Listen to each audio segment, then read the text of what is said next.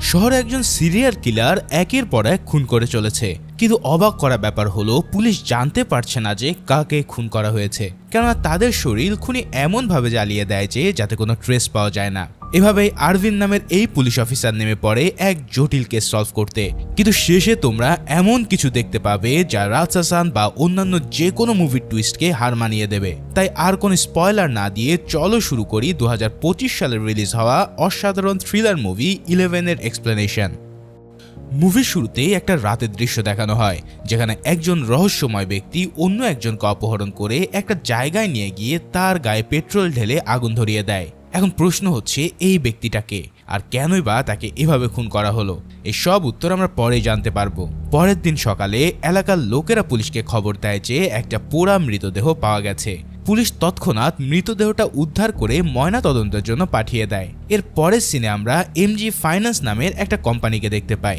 এই কোম্পানিটির কাজ অনেকটা ব্যাংকের মতোই, কিন্তু দেখা যায় হঠাৎ করে একদল ডাকাত সেই ফিনান্স কোম্পানিতে ঢুকে যায়, আর তারা হাতে বন্দুক নিয়ে সবাইকে সেখানে জিম্মি করে ফেলে।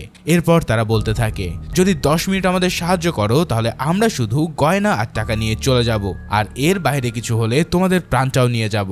এমন হুমকিতে গ্রাহকরা সবাই ভয় পেয়ে চুপ করে যায়। এরপর ডাকাতেরা দ্রুত ফিনান্স কোম্পানির সমস্ত টাকা ও গয়না লুট করে সেখান থেকে পালিয়ে যায়। এর পরের সিনে আমরা দেখতে পাই এই সিনেমার হিরোকে। তার নাম আরভিন, যে কিনা একজন পুলিশ অফিসার। তার কাছে এখন এই ডাকাতির খবর পৌঁছানোর সাথে সাথে এই ডাকাত দল কোথায় আছে তা খুঁজে বের করার জন্য চলে যায়। এখন তোমরা হয়তো ভাবছো যে আরভিন কিভাবে এত নিখুঁতভাবে জানলো যে ডাকাত কোথায় আছে।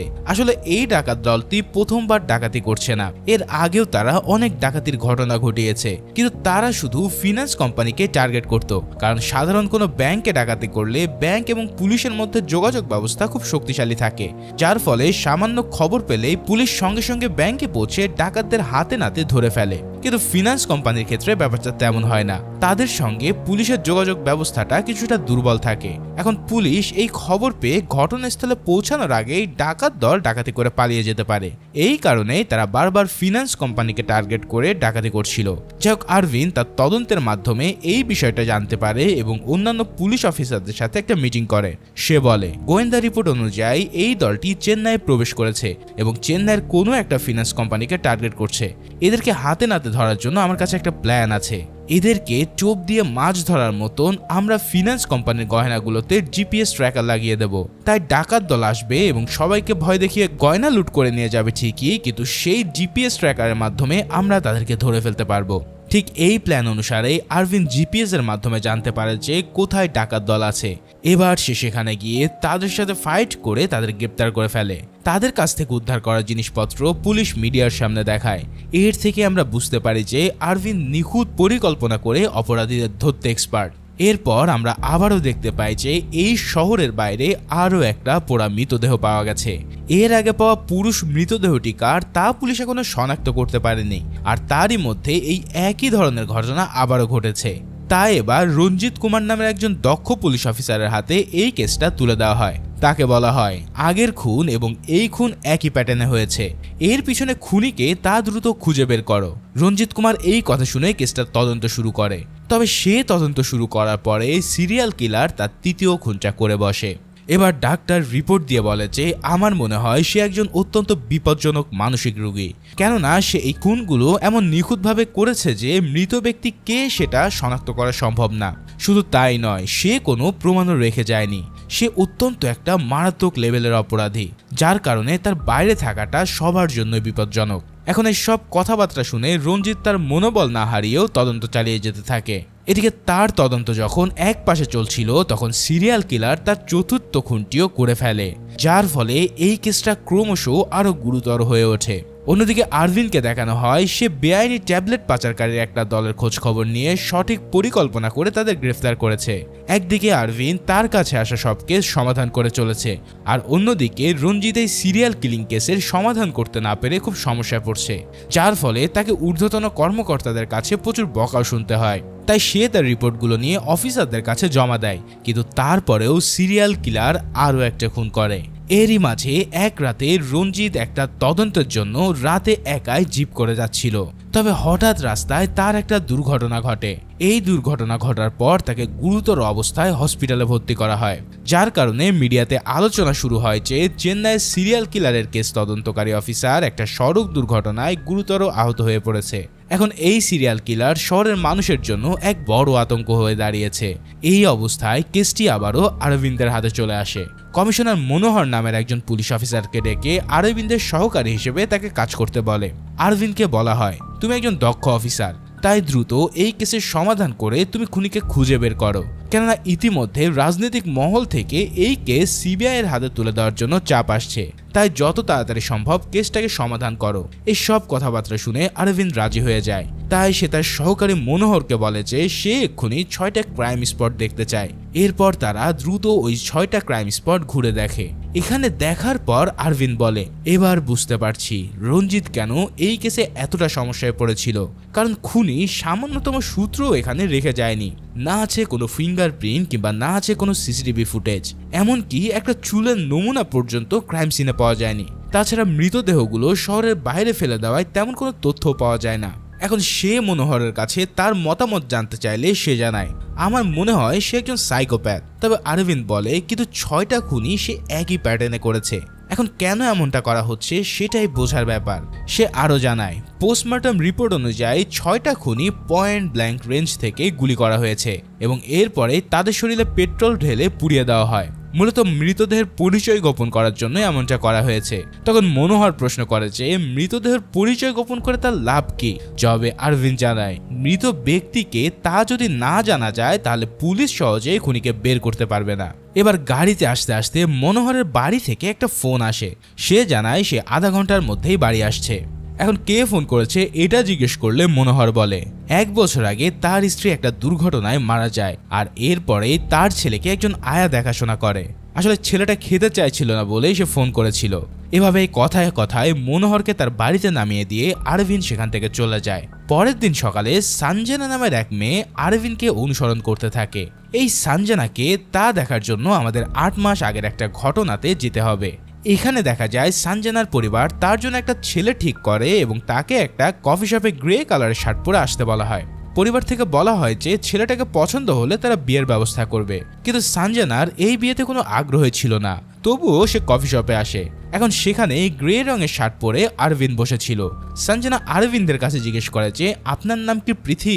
উত্তরে সে জানায়, আমার নাম অরবিন্দ। তখন সঞ্জনা বুঝতে পারে যে সে ভুল লোকের সাথে কথা বলছে, কিন্তু এখানে তার অরবিন্দকে দেখে বেশ পছন্দ হয়ে যায়। অরবিন্দ জিজ্ঞেস করে যে আপনার কি চাই? জবাবে সরাসরি সঞ্জনা বলে ওঠে, আপনাকে আমার খুব ভালো লেগে গেছে, আপনি কি আমাকে বিয়ে করবেন? অরবিন্দ ভাবে এটা হয়তো কোনো একটা প্র্যাঙ্ক হবে, কিন্তু সঞ্জনা বলে এটা কোনো প্র্যাঙ্ক নয়, আমি একজন খোলামেলা মনের মেয়ে, আমার যা মনে হয় আমি সরাসরি তা বলে দিই। তার কথা বলার সময় হঠাৎ কিছু গুন্ডা সেখানে ঢুকে পড়ে। সেই গুন্ডারা অরবিন্দকে বলে, তোর হাতে যে কোনো কেস এলেই তুই তাড়াতাড়ি সমাধান করে ফেলিস, তোর পরবর্তী কেস সমাধান করার আগেই তোকে আমরা শেষ করে ফেলবো। আসলে এই গুন্ডারা অরবিন্দের কোনো পুরাতন কেসের শত্রু ছিল, যার ফলে তারা তাকে মারার চেষ্টা করে, কিন্তু অরবিন্দ উল্টো তাদেরকে বেদম মারধর করে। তখন সঞ্জনা জানতে পারে যে অরবিন্দ একজন পুলিশ অফিসার। ঠিক সেই সময় পৃথ্বী সেখানে আসে এবং দেরি হওয়ার জন্য ক্ষমা চায়। তবে সঞ্জনা তাকে বলে, আপনি দেরি করে এসে ভালোই করেছেন, এই বলে সে সেখান থেকে চলে যায়। এরপর থেকে সে অরবিন্দকে অনুসরণ করতে শুরু করে। আসলে তার প্রতি সঞ্জনার মনে ভালোবাসা জন্মে যায়, যার কারণে সে বারবার চেষ্টা করতে থাকে, কিন্তু অরবিন্দ তাকে এড়িয়ে চলে। এরপর মুভির সিন বর্তমানে চলে আসলে দেখা যায় অরবিন্দের গাড়ি খারাপ হয়ে যাওয়ায় সে একটা লিফট চায়, কিন্তু দেখা যায় সঞ্জনা সেখানে গাড়ি নিয়ে এসেছে। তাই আর কোনো উপায় না দেখে অরবিন্দ সঞ্জনার গাড়িতে উঠে পড়ে। তবে অরবিন্দ এখানে জানায়, তুমি আসবে জানলে লিফট চাইতাম না। জবাবে সঞ্জনা উত্তর দেয়, আমি কিন্তু আপনাকে দেখেই গাড়ি থামিয়েছি। এরপর সে হসপিটালে যায় রঞ্জিতের শারীরিক অবস্থা সম্পর্কে খোঁজ নিতে। রঞ্জিতের স্ত্রী জানায় যে আগে থেকে তার অবস্থা এখন কিছুটা ভালো এবং সে ধীরে ধীরে সুস্থ হয়ে উঠছে। অরবিন্দ তাকে সেখানে সান্ত্বনা দিয়ে চলে যায়। এর পরের সিন আমরা দেখতে পাই রাতের শহর, যেখানে নেই কোনো জনসমাগম। সেদিন রাতে খুব জোরে বৃষ্টি পড়ছিল। ঠিক সেই সময় সিরিয়াল কিলার গাড়ি থেকে নেমে বাস স্ট্যান্ডে দাঁড়িয়ে থাকা একজনকে টার্গেট করে নৃশংসভাবে হত্যা করে। এরপর তাকে একটা জায়গায় নিয়ে গিয়ে তার গায়ে আগুন ধরিয়ে দেয়। এখন অরবিন্দ যখন মামলাটা তদন্ত করছিল তখনই সিরিয়াল কিলার পরবর্তী খুনটাও করে ফেলে। তাই পরের দিন সকাল 6টায় পুলিশ খবর পেয়ে যায় আর দ্রুত আরভিন সেই ক্রাইম সিনে পৌঁছায়। ইতিমধ্যে ফরেন্সিক বিভাগও তদন্ত শুরু করে দিয়েছে। এখানে আগের খুনগুলোর মতনই এই খুনটা করা হয়েছে এবং এখানেও কোনোই প্রমাণ পাওয়া যায়নি। তাই মিডিয়া কর্মীরা তাকে ঘিরে ধরে প্রশ্ন শুরু করতে চায় যে আর কত খুন হলে তারা কেসটা সমাধান করতে পারবে। তবে আরভিন্দের কাছে এই সব কোনো কিছুর উত্তর ছিল না। সে শুধু বলে দ্রুতই এই কেস বন্ধ হতে চলেছে। এরপর ফরেন্সিক বিভাগ থেকে আরভিনকে ডাকা হয়। এখনো পর্যন্ত এই কেসের কোনো সূত্র পাওয়া যায়নি, কিন্তু প্রথমবারের মতন শেষের মৃতদেহ থেকে একটা প্লেট পাওয়া গেছে। মৃত ব্যক্তির ডান পায়ে 4-5 মাস আগে একটা অস্ত্রোপচার করে প্লেট বসানো হয়েছিল এবং এই প্লেটটার উপরে প্রস্তুতকারকেরও নাম লেখা আছে। এই খবর পেয়ে আরভিন দ্রুত সেই হসপিটালে চলে যায় যেখানে এই প্লেটটা লাগানো হয়েছিল। এরপর ডক্টরের সাথে কথা বলে আরভিন বাইরে আসে। সে দেখে যে তার সহকর্মী মনোহর কোথাও যেন যাচ্ছে। মনোহর এই হসপিটালে কি করছে তা জানতে আরভিন্দ একজন ডাক্তারের সাথে দেখা করে। তখনই সে আসল ঘটনা জানতে পারে। আসলে মনোহরের হার্টের সমস্যা আছে এবং তার দ্রুত হার্ট ট্রান্সপ্লান্ট করার প্রয়োজন। এই কথা ডিপার্টমেন্টে জানাজানি হয়ে গেলে তার চাকরি থাকবে না বিধায় সে সবার কাছে লুকিয়ে এই চিকিৎসা নিচ্ছে। তাই আরভিন্দ এবার তাকে অনুসরণ করতে গিয়ে সবটা জেনে গেলেও সে এমন একটা ভাব করেছে যেন সে কিছুই জানে না। এখন মনোহর সেই প্লেট বসানো রোগীর একটা তালিকা নিয়ে আসে। আরভিন্দ সেই তালিকা থেকে 7 জনকে বেছে নেয়, কারণ খুনি 30 বছরের বেশি বয়সী লোকদেরকে খুন করছে। তাই সেই বয়সের লোকদের তথ্য যাচাই করে সে 7 জনকে পায়। এরপর আরভিন্দ সিদ্ধান্ত নেয় যে তাদের প্রত্যেককেই আলাদাভাবে জিজ্ঞেস করা হবে, কারণ তবে মৃত ব্যক্তিটাকে তা সম্পর্কে জানা যায়। তারা শর্ট লিস্ট করে এই 7 জনের মধ্যে 6 জনের সাথেই দেখা করে, যারা সবাই তখন জীবিত ও সুস্থ ছিল। এবার তারা 7ম ব্যক্তির বাড়িতে যায়, যার নাম সুধাকর। আরভিন্দের অনুমান ছিল মৃত ব্যক্তি হয়তো এই সুধাকরই হবে, তাই সে তার বাড়িতে তদন্ত করতে যায়। এবার কলিং বেল বাজলে একজন দরজা খোলে আর আরভিন্দ তাকে সুধাকর কিনা জিজ্ঞেস করে। ঠিক তখনই লোকটা উত্তর দেয়, হ্যাঁ আমি সুধাকর। তখন তার বাবা ভিতর থেকে চিৎকার করে ওঠে। সুধাকর জানায়, আমার বাবা অসুস্থ, তিনি প্যারালাইজ, তাই মাঝে মাঝে আমার চিৎকার করেন। আরভিন্দ বলে, ঠিক আছে, সম্প্রতি আপনার কোনো সার্জারি হয়েছিল? সুধাকর জানায় 6 মাস আগে তার পায়ে একটা সার্জারি হয়েছিল। এখন প্লেট বসানো হয়েছিল কিনা সেটা সম্পর্কে জিজ্ঞেস করলে সে জানায় হ্যাঁ হয়েছিল এবং এরপরে সে সেলাইয়ের দাগটাও দেখায়। তখন আরভিন্দ তাকে একটা বানানো গল্প বলে। সে বলে যে আসলে যেই কোম্পানি প্লেট তৈরি করে তাদের বিরুদ্ধে একটা অভিযোগ এসেছে, তাই তাদের বিরুদ্ধে ব্যবস্থা নেওয়ার জন্য আগে আমরা রোগীদের সাথে একবার দেখা করছি। তখন সুধাকর জানায় যে প্লেটের কারণে তার তো কোনো সমস্যা হচ্ছে না। ঠিক সেই সময় আরভিন্দ একটু জল খেতে চায়। সুধাকর জল আনতে গেলে আরভিন্দ বাড়িটা ভালো করে পর্যবেক্ষণ করে এবং সে হাতে একটা বই তুলে নেয়। এরপর আরভিন্দ জল খেয়ে সেখান থেকে চলে যায়, কিন্তু সুধাকরের আচরণে কিছু একটা তার কাছে যেন রহস্যময় মনে হচ্ছে। এরপর দেখা যায় সঞ্জনা আরভিন্দকে ফোন করে জানায় যে সে একটা সমস্যায় পড়েছে এবং তার হেল্প দরকার। তাই দ্রুত তাকে একটা কফি শপে আসতে বলে সে। এরপর আরভিন্দ সেখানে আসলে সঞ্জনা তাকে প্রপোজ করে বসে, কিন্তু আরভিন্দ বলে, আমি একজন পুলিশ অফিসার, এটা ছাড়া তুমি কি আমার সম্পর্কে আর কিছু জানো? তোমার এই সব কিছুই বয়সের আকর্ষণ মাত্র। যাও অন্য কোনো কাজ করো অথবা বাসায় দেখা ছেলের সাথে বিয়ে করে সুখী জীবন কাটাও। এই সব কথা শুনে সঞ্জনা খুব কষ্ট পায় আর কাঁদতে কাঁদতে সেখান থেকে চলে যায়। এদিকে শহরের অন্য আর একটা থানার অধীনে আরো একটা খুন হয়, ঠিকই একই প্যাটার্নে। সেই এলাকার ইন্সপেক্টরকে কোনো নিখোঁজ ডায়েরি হয়েছে কিনা জিজ্ঞেস করলে তিনি জানায় না। তখন পাশে থাকা একজন পুলিশ অফিসার ইন্সপেক্টরের কানে ফিসফিস করে কিছু একটা বলতে থাকে। আরভিন্দ সেটা লক্ষ্য করে। সে ব্যাপারটা জানতে চাইলে তারা বলে, স্যার গতকাল থানায় একজন ভিক্ষুক এসেছিল, সে বাস স্ট্যান্ডে বসে ভিক্ষে করত। তখন সে দেখতে পায় একটা কোট পরা লোক একটা মেয়েকে খুব মারধর করছে। তাকে মানসিকভাবে অসুস্থ ভেবে স্টেশন থেকে আমরা তাড়িয়ে দিয়েছিলাম। ঠিক তৎক্ষণাৎ আরভিন্দ সেই ভিক্ষুকটাকে খুঁজে বের করে জিজ্ঞাসাবাদ করতে থাকে। ভিক্ষুকটি আবারও সে একই কথা বলে। রাতে নাকি খুব জোরে বৃষ্টি হচ্ছিল। একটা মেয়ে ছাতা মাথায় দিয়ে ফোন করতে করতে বাস স্টপের দিকে হেঁটে আসছিল। তখন গাড়ি থেকে একজন রহস্যময় ব্যক্তি নেমে মেয়েটাকে আক্রমণ করে তুলে নিয়ে যায়। তবে লোকটির মুখে মাস্ক থাকায় সে কে তা দেখা যায়নি। সঙ্গে সঙ্গে সেখানকার সিসিটিভি ক্যামেরা চেক করা হয়, কিন্তু দেখা যায় দুটো ক্যামেরায় ভাঙা। এবার ভিক্ষুক জানায় যে মেয়েটি প্রতিদিন নিজের গাড়িতে আসে, কিন্তু সেদিন সে বাসে এসেছিল। প্রতিদিন নিজের গাড়িতে আসা মেয়েটি সেদিন কেনই বা বাসে এলো? মনোহর ধরে নেয় যে হয়তো তার বাইকটি খারাপ হয়ে গেছে আর এই কারণে সে বাসে এসেছে। তাই আশেপাশের মেকানিকের দোকানে খোঁজ নিতে গেলে একটা দোকানে মেয়েটির গাড়ি পাওয়া যায়। মেকানিক জানায় গাড়ি ঠিক হয়ে গেছে বলে সে ফোন করেছিল, কিন্তু সেই মেয়েটা আর নিতে আসেনি। তখন আরভিন্দ দ্রুত গাড়ির সিট বেল্ট খুলে ভিতর থেকে আরসি বুক ও ইন্স্যুরেন্সের কাগজ বের করে সেই মেয়ের ঠিকানায় পৌঁছায়। এই বাড়িতে একটা মেয়ে ছিল। আরভিন্দ বাড়িতে আর কেউ আছে কিনা জানতে চাইলে সে জানায় যে তার বাবা মা বাইরে গেছেন।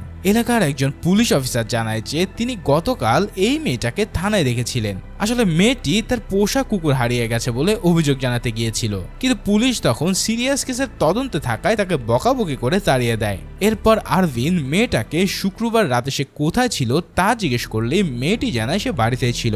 তখন আরভিন্দের সন্দেহ হয় এবং সে বলে, আমার মনে হয় তুমি মিথ্যে বলছো, পুলিশের কাছে কখনো মিথ্যে বলতে হয় না। এই কথাটা শুনে মেয়েটা ঘাবড়ে যায়। এরপর সে পুলিশকে বাড়ি তল্লাশি করার নির্দেশ দেয়। এখানে তল্লাশি করতে গিয়ে একজন অফিসার চমকে যাওয়ার মতো একটা জিনিস দেখতে পায়। আরভিন্দ সেখানে গিয়ে দেখে ঘরের মধ্যে অনেক ছবি রয়েছে। যে মেয়েটির সাথে তারা কথা বলছিল তার যমজ বোনও ঠিক তার মতোই দেখতে। তারা আসলে টুইন্স ছিল। ঘরের মধ্যে তাদের স্কুলের একটা গ্রুপ ছবি ছিল যেখানে স্কুলের নাম লেখা ছিল টুইন্স বার্ড। সেই স্কুলের বেশিরভাগ ছাত্রছাত্রী ছিল যমজ। এখন এতজন যমজ ছাত্রছাত্রীকে দেখে আরভিন্দ তার মনোহর পুরো অবাক হয়ে যায়। এরপর হঠাৎ তার নজরে পড়ে যে সেই ছবিতে সুধাকরও আছে। আরভিন্দ দ্রুত সুধাকরের বাড়িতে পৌঁছায় এবং তাকে ধরে ফেলে। এরপর সে তাকে হুমকি দিয়ে বলে যে তুমি আমার কাছে কেন মিথ্যা বলেছো, এবার সত্যটা জানাও। তখন সে এমন এক কথা বলে যে যেটা কেউ কল্পনা করতে পারেনি। আসলে যেই ব্যক্তি নিজেকে সুধাকর বলে পরিচয় দিয়েছিল সে আসলে সুধাকর নয়, বরং তার নাম ছিল সুরেশ এবং সুধাকর ছিল তার আপন যমজ ভাই। অন্যদিকে যেই মেয়েটার বাড়িতে তারা তদন্ত করছিল তার বোনের নাম ছিল মীরা, কিন্তু মীরার পরিচয়ে এই মেয়েটি বেঁচে ছিল। তাদের দুজনকে বসিয়ে এবার জিজ্ঞাসাবাদ করা হয়। এরপর জানা যায় সুরেশের ভাই সুধাকর এবং মেয়েটির বোন মীরাকে একজন রহস্যময় ব্যক্তি অপহরণ করেছিল। তারপর তাদের দুজনের কাছে ফোন আসে এবং বলা হয় আমি যা বলবো তোমাদেরকে তাই করতে হবে, নাহলে তোমাদের ভাই বোন আমার হাতে মারা পড়বে। এরপর তাদেরকে একটা নির্জন বিল্ডিং এ নিয়ে যাওয়া হয়েছিল। এখন কিভাবে সেখানে নিয়ে যাওয়া হয়েছিল তাদের মনে ছিল না, কারণ তার আগে তারা অজ্ঞান ছিল। সেখান থেকে তাদের চোখের সামনে বস্তাবন্দি একজন লোক বসেছিল। তাদের হাতে একটা পিস্তল ধরিয়ে দেওয়া হয় এবং বলা হয় তোমাদের সামনের জনকে গুলি করে মারতে হবে, না করলে আমি তোমাদের ভাই বোনদেরকে মেরে ফেলবো। এই বলে মনিটরে তাদের ভাই বোনকে অত্যাচার করার ভিডিও দেখানো হয়, যার ফলে নিজের ভাই ও বোনকে বাঁচাতে তারা সামনের জনকে গুলি করে বসে।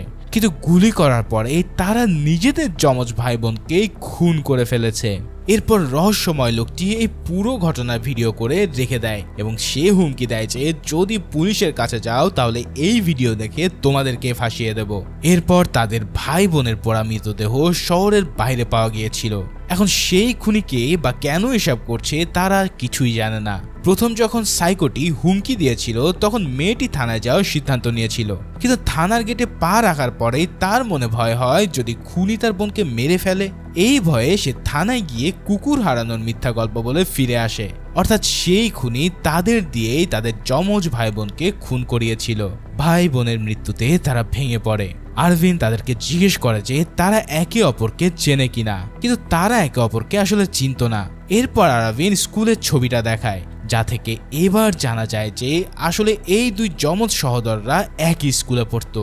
আরভিন্দ তাকে জিজ্ঞেস করে এই ছবিতে থাকা কারোর উপরে তোমাদের কি সন্দেহ হয়, কারণ খুনি নিজের হাতে তোমাদের ভাই বোনকে খুন করেনি, তোমাদেরকে দিয়ে করিয়েছে, এর মানে তোমাদের উপরে তার নিশ্চয়ই কোনো রাগ আছে। এখন এই সব কথাবার্তা শুনে তারা ছবির মধ্যে বেঞ্জামিন নামের একটা ছেলের উপরে আঙ্গুল রাখে। এই ছবিটা ভালো করে দেখতে গিয়ে আরভিন্দ আরো একটা তথ্য আবিষ্কার করে। সেই ছবিতে আরভিন্দকে অনুসরণ করা সেই মেয়েটা অর্থাৎ সঞ্জনা এবং তার যমজ বোন ছিল। তার মানে তারাও দুজন টার্গেটেড। আরভিন্দ সুরেশ এবং ওই মেয়েটাকে বলে যতদিন না কেস সমাধান হচ্ছে তোমরা মুখ বন্ধ রাখবে।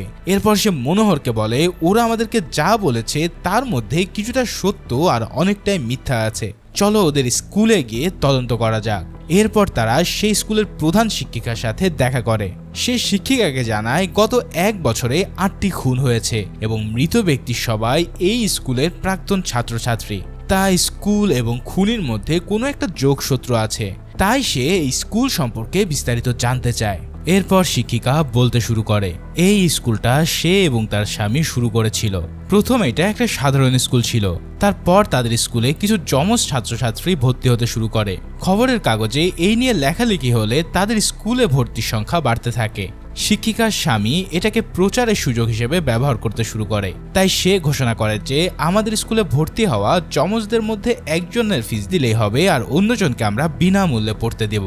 এই অফারটি সেই সময় প্রচুর জনপ্রিয় হয় এবং অনেক যমজ ছাত্রছাত্রী এই স্কুলে ভর্তি হতে শুরু করে, যার ফলে এই স্কুলটি টুইন স্কুল নামেও পরিচিত হয়ে ওঠে। এছাড়াও তারা ছাত্রদের পড়াশোনার মানও উন্নত করতে শুরু করে। একটি প্রতিযোগিতায় গিয়ে তারা প্রথমবার বেঞ্জামিন এবং ফ্রান্সিস নামের দুই যমজ ভাইকে লক্ষ্য করে। তারা দুজনেই দাবা খেলায় অত্যন্ত প্রতিভাবান ছিল। স্কুল কর্তৃপক্ষ তাদের স্পন্সর করার সিদ্ধান্ত নেয়। তাদের খুঁজতে গিয়ে জানা যায় যে তারা প্ল্যাটফর্মে থেকে পড়াশোনা করত। তাদের বাবা মা কেউ ছিল না, খুব কষ্টে তাদের দিন কাটত। স্কুল থেকে তাদের পড়াশোনার প্রস্তাব দেওয়া হলে তারা প্রথমে রাজি হয়নি, কিন্তু ফ্রান্সিস কিছুটা মানসিকভাবে অসুস্থ ছিল। শিক্ষিকা বেঞ্জামিনকে বলে, তুমি যদি তোমার ভাই ফ্রান্সিসকে আমাদের স্কুলে নিয়ে আসো তাহলে ওর জীবনটা ভালো হবে। যার ফলে ভাইয়ের কথা ভেবে বেঞ্জামিন রাজি হয়ে যায় এবং তারা দুজনে স্কুলে ভর্তি হয়। তারা শুধু দাবাতেই নয়, পড়াশোনাতেও চমৎকার ছিল। তাদের প্রতিভা ছিল অসাধারণ। শিক্ষিকা সব সময় তাদের উদাহরণ দিয়ে অন্যান্য ছাত্রদের উৎসাহ করত, কিন্তু এর ফল হয়ে যেত উল্টো। টিচার সারাক্ষণ ওদেরকে নিয়ে কথা বলে, এই কথাটা ভেবে অন্যান্য ছাত্রছাত্রী তাদের উপরে ঈর্ষান্বিত হয়ে পড়ে এবং তাদেরকে একঘরে করে দেয়। একদিন স্কুলে অভিভাবক সভা ছিল। সব ছাত্রছাত্রীর বাবা মা আসলেও বেঞ্জামিন এবং ফ্রান্সিসের কেউ ছিল না, তাই তারা নকল গোঁফ লাগিয়ে একে অপরের অভিভাবক সেজে মিটিংয়ে অংশ নেয়। অন্যান্য ছাত্রদের অভিভাবকরা এটা দেখে নিজের সন্তানদেরকে বকাবকি করে। তারা বলে, দেখো ওরা কত ভালো, আর তোমরা। এতে করে ছাত্ররা তাদের উপরে আরো রেগে যায় এবং ফ্রান্সিসকে খুব বিরক্ত করতে শুরু করে। এতে রেগে গিয়ে বেঞ্জামিন সেই ছাত্রদের বেদম মারধর করে। এর কারণে শিক্ষিকা তাকে ডেকে শাসন করে। এই ঘটনার পর বেঞ্জামিনের মনোযোগ নষ্ট হতে থাকে। টিচার তাকে প্রতিযোগিতার জন্য অনুশীলন করাতেও বকাবকি করে আর বলে যে এভাবে খেললে তুমি হেরে যাবে এবং স্কুলের সম্মান নষ্ট হবে। এবার বেঞ্জামিন একটা সুযোগ চায় এবং এই সুযোগটা কাজে লাগিয়ে সে পরের খেলায় জিতে যায়। তাই টিচার অবাক হয়ে জিজ্ঞেস করলে বেঞ্জামিন বলে, আসলে আমার মনোযোগ কখনো হারায় না, আমি আপনাকে মায়ের মতো দেখি। কেউ কি নিজের মাকে হারাতে পারে? তাই আমি ইচ্ছা করেই হেরে যাচ্ছিলাম। আমি কি একবার আপনাকে মা বলে ডাকতে পারি? ঠিক তখনই কারেন্ট চলে যায়। বেঞ্জামিন দ্রুত ফ্রান্সিসের ঘরের দিকে আগাতে থাকে। এদিকে ফ্রান্সিস অন্ধকার সবসময় ভয় পেত, যার কারণে সে প্রচন্ড ভয়ে চিৎকার করতে থাকে। এরপর বেঞ্জামিন সেখানে এসে মোমবাতি জ্বালিয়ে তাকে শান্ত করে। আসলে এই কারণে সে মানসিকভাবে কিছুটা অসুস্থ। এই বিষয়টি স্কুলের অন্যান্য শিক্ষকরাও জানতে পেরে যায় এবং তারা বারান্দায় হাঁটতে হাঁটতে এই নিয়ে আলোচনাও করছিল। ঠিক সেই সময় অন্যান্য স্টুডেন্টরা এই কথাটা শুনে ফেলে, যার ফলে তারা ফ্রান্সিসকে মজা করার একটা পরিকল্পনা করতে থাকে। একটি ল্যাবে তারা ফ্রান্সিসকে আটকে রেখে তার লাইট বন্ধ করে দেয়, যার ফলে অন্ধকারে ফ্রান্সিস ভয়ে চিৎকার করতে করতে একসময় জ্ঞান হারিয়ে ফেলে। এদিকে বেঞ্জামিন দৌড়ে গিয়ে দেখে যে পড়ে গিয়ে আঘাত পেয়ে ফ্রান্সিস সেখানেই মারা গেছে। বেঞ্জামিনের একমাত্র আপনজন ছিল তার ছোট ভাই ফ্রান্সিস। তাই ভাইয়ের মৃত্যুতে সে সম্পূর্ণ ভেঙে পড়ে। পরে একজন মহিলা তাকে দত্তক নিয়ে এই স্কুল থেকে চলে যায়।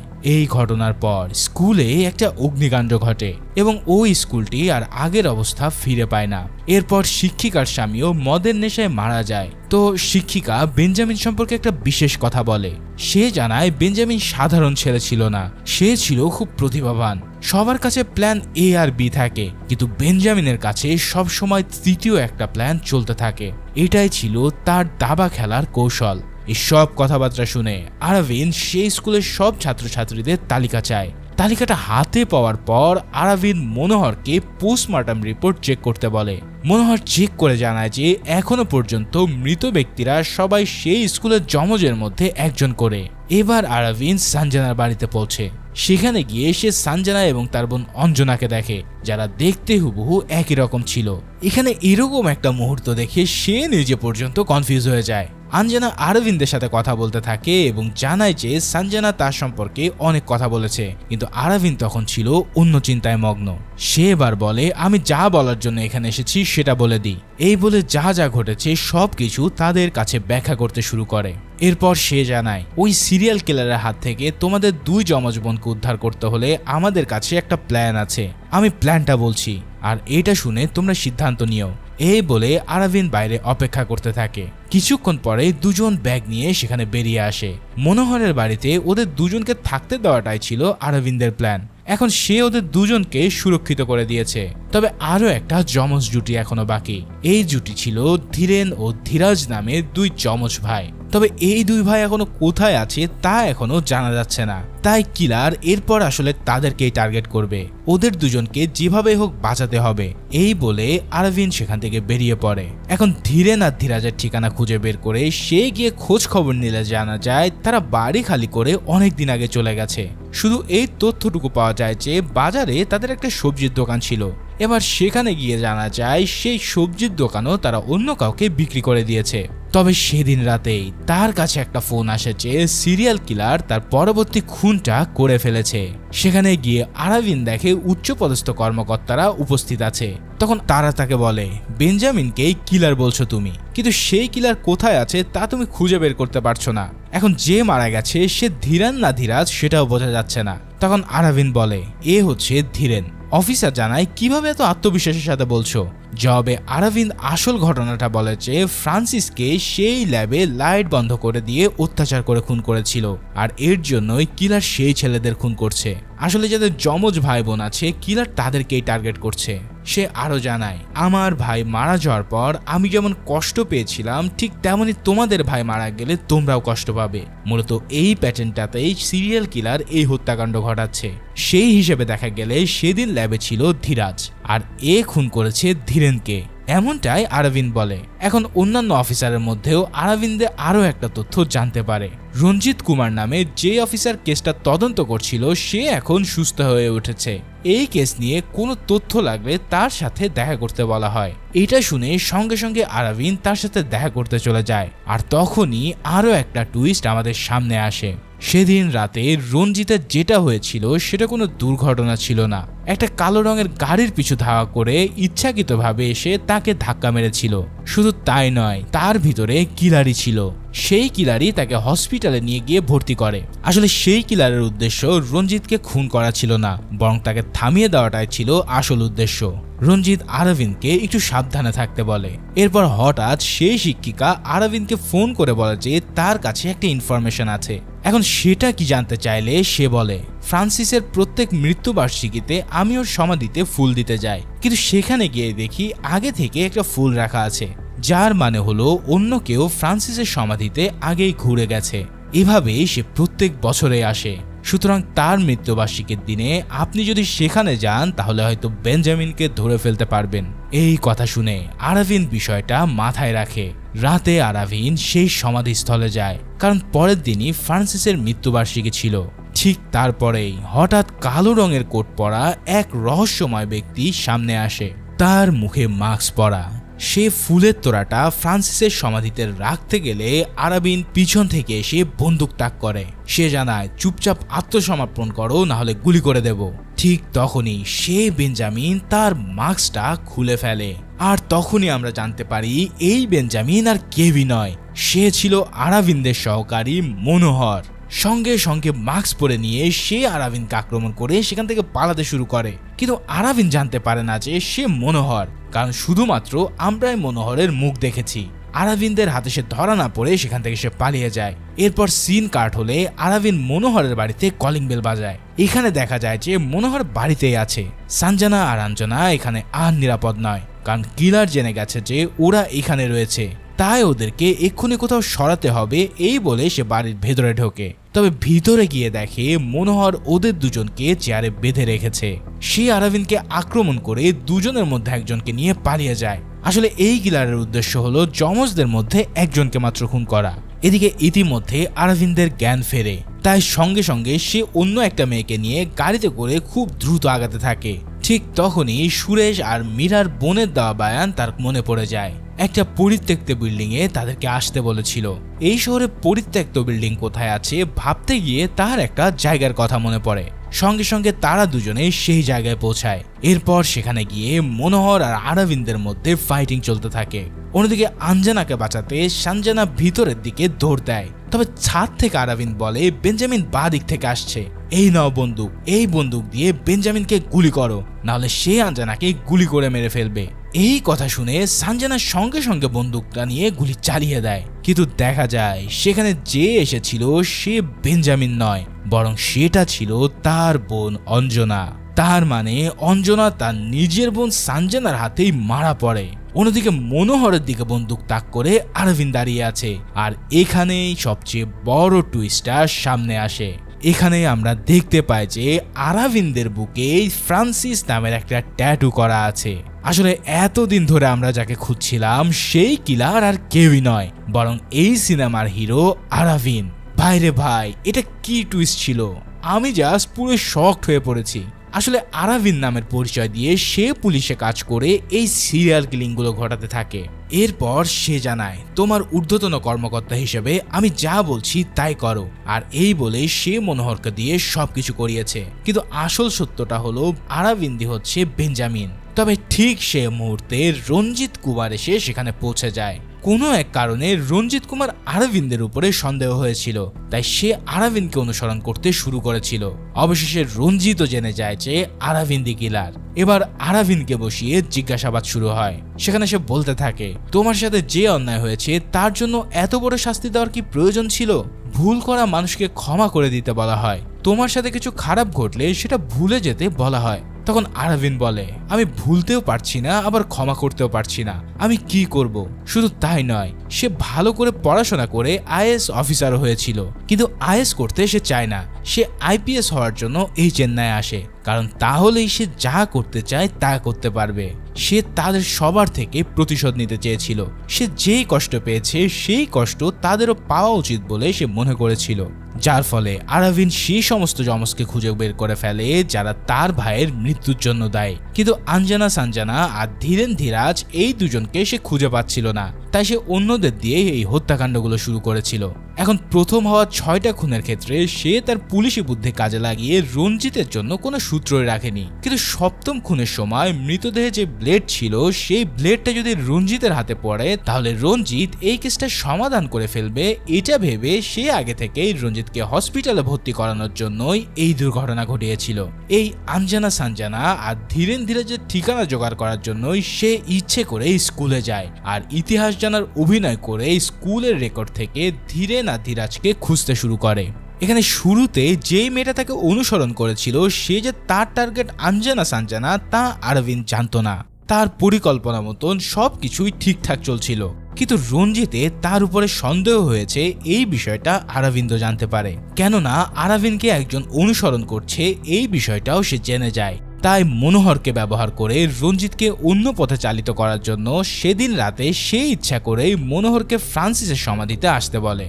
এরপর তাকে দিয়ে ফুল রাখায় এবং নিজেই তাকে তাড়া করার অভিনয় করে। এখন সেই সব তো ঠিকই আছে, কিন্তু মনোহর কিভাবে মেয়েটিকে এই পরিত্যক্ত বিল্ডিং এ নিয়ে এলো? এখন ঊর্ধ্বতন কর্মকর্তা বললেও এই কাজ তো কেউ করবে না। তখনই আরাবিন্দ আরো একটা টুইস্টের কথা বলে। মনোহরকে আরাবিন্দ কিলারের মতন ফোন করে হুমকি দিয়েছিল। সে বলেছিল যে যদি আমার কথা তুই না শুনিস তাহলে তোর ছেলেকে আমি মেরে ফেলবো। সেই কিলারের হুমকির ভয় পেয়ে মনোহর মেয়েটিকে এই পরিত্যক্ত বিল্ডিং এ নিয়ে আসে। এছাড়াও আঞ্জানা সানজানাকে এই জায়গায় আনিয়ে সানজানার হাতে আঞ্জানাকে খুন করানো ছিল তার পরিকল্পনা, যার ফলে মনোহরকে দিয়ে নিখুঁতভাবে সেই প্ল্যানটা কার্যকর করা হয়। এই সব শুনে রঞ্জিত বলে, সেসব তো হলো, কিন্তু তুমি কি জানো কিভাবে আমার হাতে তুমি ধরা পড়লে? এই লাইটারটার জন্যই তুমি আজ আমার হাতে ধরা খেয়েছো। আসলে সেদিন রঞ্জিতের দুর্ঘটনা ঘটিয়ে আরাবিন্দি তাকে হসপিটালে ভর্তি করে। তবে তখন আধচেতনা অবস্থায় রঞ্জিত তার লাইটারটাকে লক্ষ্য করেছিল। এরপর কেসের ব্যাপারে আলোচনা করার জন্য যখন আরাবিন্দ তার বাড়িতে আসে তখন সে এই লাইটারটা তার কাছে দেখতে পায়। এরপরে রঞ্জিতের তার উপরে সন্দেহ হয় এবং তাকে সে অনুসরণ করতে শুরু করে। এভাবে অনুসরণ করতে গিয়ে সে জানতে পারে যে আরাবিন্দ বেঙ্গালুরু থেকে এখানে এসেছে। এরপর বেঙ্গালুরু গিয়ে খোঁজ নিয়ে জানা যায় যে আরাবিন্দের বাবা মা তার আসল বাবা মা নয়, তারা আরাবিন্দকে দত্তক নিয়েছিল। তখন রঞ্জিত ভাবতে থাকে যে আরাবিন্দের হয়তো অন্য কোনো নাম থাকার সম্ভাবনা আছে, আর সেই নামটাই হলো বেঞ্জামিন। আর সেখানে সে একটা ফটো দেখতে পায়। সুতরাং রঞ্জিত কুমারের দক্ষতার কারণে আরাভিন্দ এখানে ধরা পড়ে যায়। এবার আরাভিন্দকে গ্রেপ্তার করে জেলে পাঠানো হয়। প্রেস মিটে বলা হয় যে এতদিন ধরে শহরে আতঙ্ক ছড়ানো সিরিয়াল কিলারকে গ্রেফতার করে জেলে পাঠানো হয়েছে, এখন আর কারোরই কোনো সমস্যা নেই। আর তখনই রঞ্জিত একটা জিনিস দেখে চমকে ওঠে। সিনেমার শুরুর দৃশ্যে আরাভিন্দের ডাকাতি কেসে অনেককে গ্রেফতার করেছিল, কিন্তু এখানে রঞ্জিত দেখতে পায় যে ঠিক তাদের মধ্যে একজন বাইরে কেমন যেন ঘুরে বেড়াচ্ছে। এই সময় রঞ্জিত তাকে জিজ্ঞেস করে যে তোমাকে তো গ্রেফতার করে আমরা জেলে ঢুকিয়েছি, তাহলে তুমি বাইরে এলে কি করে? তখন সে বলে, স্যার আমি ওইটা না, ওইটা আমার বড় ভাই, আমার নাম ধীরেন আর ওর নাম ধীরাজ, আমরা হচ্ছি যমজ ভাই। ঠিক তখনই রঞ্জিতের কেসের ফাইলের কথাগুলো মনে পড়ে। আসলে কিলার সবাইকে তাদের জন্মদিনেই খুন করেছিল, কিন্তু ধীরেন নামের একজনের মৃতদেহ পাওয়া গেছে বলে আমরা প্রথমেই দেখেছিলাম, কিন্তু সেদিন ধীরানের কোনো জন্মদিনই ছিল না। তাহলে এখন ধীরেন কোথায় আছে? এখন ধীরেন আছে জেলে, আর এরই সাথে আজকে ধীরেনের জন্মদিন। সুতরাং ধীরেনকে শেষ করার জন্যই আরাভান্দ ইচ্ছে করেই গ্রেফতার হয়েছে। ভাইরে ভাই, জাস্ট চিন্তা করো এটা কোন লেভেলের টুইস্ট হতে পারে। মুভির একদম শেষের দিকে এসে এরকম টুইস্ট পাবো আমি কল্পনাও করতে পারিনি। আসলে আরাভিন্দ নিজ ইচ্ছায় এই সব প্ল্যান করে নিজেকে গ্রেফতার করেছে শুধুমাত্র ধীরাজকে মারার জন্য। এই কথাটা বুঝতে পেরে রঞ্জিত দ্রুত সে জেলে পৌঁছায়, কিন্তু সেখানে পৌঁছানোর আগেই আরাভিন্দ ধীরাজকেও শেষ করে দেয়। এবার রঞ্জিত আর মনোহরের মাথায় একটা বিষয়ই ঘুরতে থাকে। সেই শিক্ষিকা বলেছিল যে এই বেঞ্জামিন কোনো সাধারণ মানুষ নয়, সে খুব প্রতিভাবান একজন। আমাদের কাছে প্ল্যান এ আর বি থাকে, কিন্তু ওর কাছে প্ল্যান সিও থাকে, আর সেই প্ল্যান সি কে সে একই সময় কার্যকর করে নিখুঁতভাবে। ঠিক একই জিনিস আরাভিন্দ এই সিরিয়াল কিলিং এর ক্ষেত্রেও ব্যবহার করেছে। আসলে রঞ্জিত ভেবেছিল যে সে লাইটারের সাহায্যে আরাভিন্দকে গ্রেফতার করেছে, কিন্তু সত্যটা হলো আরাভিন্দ নিজে ইচ্ছা করে লাইটারটা রঞ্জিতের চোখের সামনে রেখেছিল যাতে সে ধরা পড়ে। আরাভিন্দ জানতো জেলে এলেই সে এই কিলিং এর গল্প শেষ করতে পারবে, তাই ইচ্ছা করে প্ল্যান করে সে ভিতরে আসে এবং ধীরানকে খুন করে। কিন্তু আসলে একটা অনাথের মৃতদেহ সে আগে পুড়িয়ে ঊর্ধ্বতন কর্মকর্তাকে বলেছিল যে এটা ধীরেন খুন হয়েছে, কিন্তু এখন দেখা যায় এই ধীরেন তো জেলেই আছে। আর এটা জানতে পেরে জেলে আসার জন্যই সে রঞ্জিতের কাছে ইচ্ছা করে ধরা দিয়েছে। ফাইনালি সে তার শেষ প্রতিশোধটাও নিয়ে নেয়। এরপর জানা যায় একবার বেআইনি ওষুধের ব্যবসা করা একটা দলকে সে ধরেছিল, তাদের কাছ থেকে জোগাড় করা কিছু ট্যাবলেট তার কাছে ছিল। এরপর সে ওই ট্যাবলেটগুলো মুখে দিয়ে মাটিতে লুটিয়ে পড়ে। তারপর সে রঞ্জিতকে বলে, আমার শেষ ইচ্ছা হিসেবে আমি দুটো জিনিস চাইছি। এক, আমার হার্টটা মনোহরের হার্টে ট্রান্সপ্লান্ট করে দিও। আমি আর আমার ভাই যেমন অনাথ হয়েছিলাম, মনোহরের ছেলে যেন অনাথ না হয়, তাই মনোহরকে বেঁচে থাকতে হবে। আর সেকেন্ড হচ্ছে আমার ভাই ফ্রান্সিসকে যেখানে কবর দেওয়া হয়েছে তার পাশেই যেন আমাকে কবর দেওয়া হয়। এই কথা বলে বেঞ্জামিন ওরফে আরাভিন্দ তার শেষ নিঃশ্বাস ত্যাগ করে। আর এরই সাথে এই অসাধারণ সিনেমাটা এখানেই শেষ হয়। আসলে একটা নিখুঁত ক্রাইম থ্রিলার হিসেবে শুরু হওয়া সিনেমাটার শেষটা অনেক আবেগপ্রবণ ছিল। আরাভিন্দ তার প্রতিভা দিয়ে এমন কিছু করতে পারত যা গোটা ভারতকে তার দিকে ফিরে তাকাতে বাধ্য করত, কিন্তু ওই ছেলেরা ফ্রান্সিসকে মেরে ফেলার কারণে তার প্রতিশোধ নেওয়ার জন্য সে তার পুরো প্রতিভা ব্যবহার করে, আর যার ফলে তার এই শেষ পরিণতি হয়। তো আজকের এক্সপ্লেনটা কেমন লাগলো তা অবশ্যই জানিও, আর নেক্সট কোন মুভিটা দেখতে চাও তা জানিয়ে কমেন্টস করো। দেখা হচ্ছে পরের কোনো ভিডিওতে, সেই পর্যন্ত সবাই ভালো ও সুস্থ থাকো। আল্লাহ হাফেজ।